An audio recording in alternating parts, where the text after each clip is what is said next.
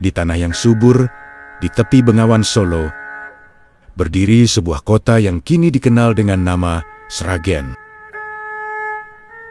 Namun jauh sebelum nama itu tercatat dalam sejarah, ada seorang tokoh yang menanamkan cahaya spiritual di tanah ini.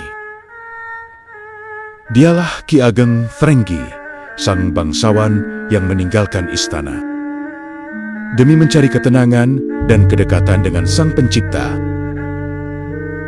Inilah kisah tentang perjalanan seorang satria menuju jalan sunyi. Sebuah kisah tentang Pasrah Legen, asal mula Sragen.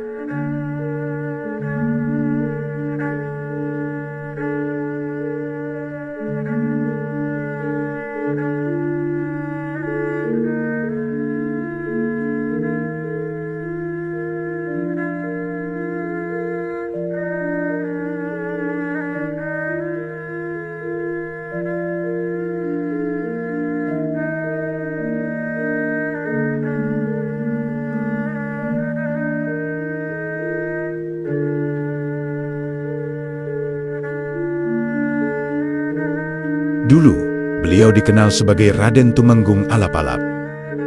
Namanya disegani, strateginya ditakuti lawan. Seorang panglima perang Keraton Kartasura di masa Sunan Amangkurat. Tapi di balik kejayaan itu, hatinya mulai gelisah. Ia melihat betapa dunia istana dipenuhi perebutan kekuasaan dan intrik. Suatu malam, ia termenung di serambi istana. Dalam diamnya, ia berbisik dalam hati. Apakah arti kemenangan jika hati kalah oleh nafsu? Sejak malam itu, ia memutuskan meninggalkan segala kemewahan duniawi.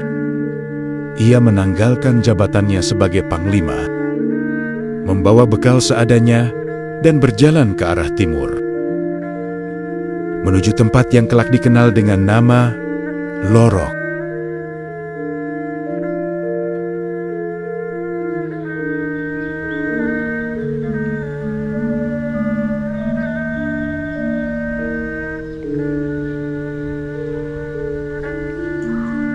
Di sebuah tanah sunyi di tepian Bengawan Solo, Tumenggung Alap-Alap mendirikan sebuah padepokan sederhana.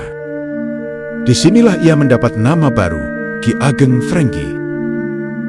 Dari kata Srenggi yang berarti tajam dan waspada dalam batin. Ia hidup sederhana, bertani, berzikir, dan mengajarkan Islam dengan kasih. Bagi beliau, dakwah bukan soal kata-kata, tapi soal teladan dan keikhlasan. Kiai, apa kunci menjadi manusia sejati?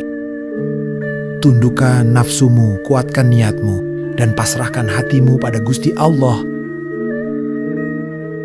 Murid-muridnya datang dari berbagai penjuru Sukowati. Mereka belajar bukan hanya membaca kitab, tapi juga membaca diri sendiri. Padepokan Lorok pun menjadi pelita spiritual di tanah timur Mataram.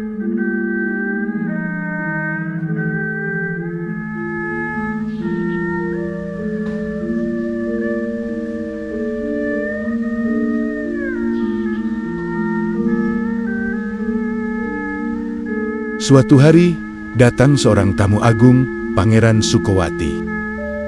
Ia mendengar tentang seorang ulama bijak yang tinggal di Nglorok. Dalam pertemuan itu, Ki Ageng Srenggi menyambut dengan ramah.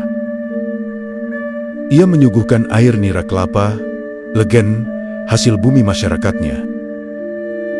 Kiai, tempat ini sungguh tentram. Apa nama dusun ini? Hamba tidak memberi nama, Gusti. Kami hanya Pasrah Legen. Kata itu, Pasrah Legen, begitu membekas di hati sang pangeran. Seiring waktu, kata itu berubah menjadi Sragen. Sebuah nama yang mengandung makna. Kepasrahan yang membawa ketenangan.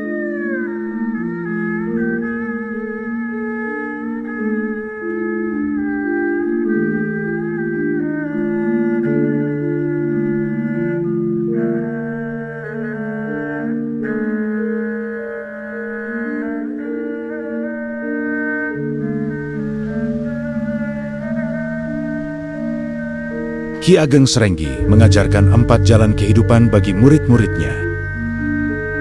Pertama, hidup harus bersandar pada tawakal kepada Allah. Kedua, kesederhanaan adalah kemuliaan sejati. Ketiga, ilmu tak berguna jika tak diamalkan. Keempat, kasih dan keteladanan lebih kuat dari kekuasaan. Kiai, mengapa panjenengan selalu tersenyum walau diuji? Karena senyum adalah sedekah bagi yang putus harapan. Bagi beliau, setiap pekerjaan, bertani, berdagang, mengajar, semua adalah bentuk ibadah jika dilandasi niat yang tulus.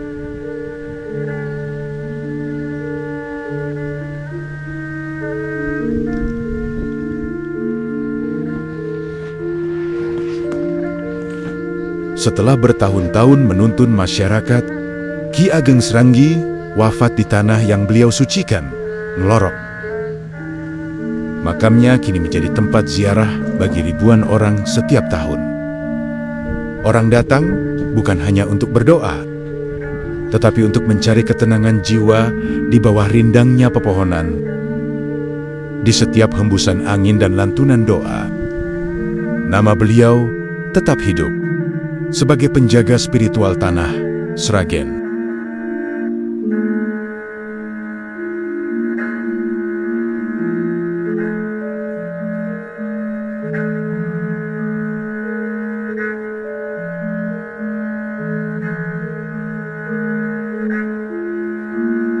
Dari seorang panglima lahir seorang wali. Dari kata pasrah legen, lahirlah Sragen. Warisan beliau bukan harta, tapi keteladanan dan kesederhanaan yang menuntun manusia menuju Allah. Inilah kisah Ki Ageng Srenggi, sang penuntun pasrah legen. Sebuah cahaya yang tak pernah padam di hati masyarakat Sragen. Warisan terbesar bukan harta, tetapi keteladanan yang menuntun jiwa. Ki Ageng Srenggi.